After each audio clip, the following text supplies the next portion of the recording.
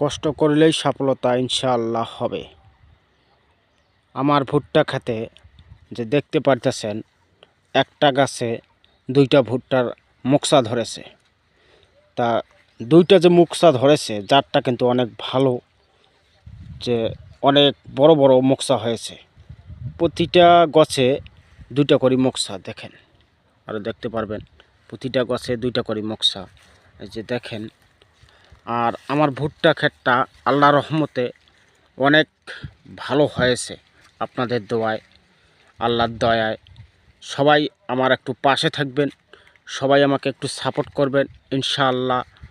সব 10-এর লাঠি 1-এর বোঝা, ইনশাআল্লাহ ভবিষ্যতে আমি এগিয়ে যেতে পারি। তা দেখেন একটু আমার ভুট্টা ক্ষেতটা কীরকম লাগে, সবাই একটু উপভোগ করবেন।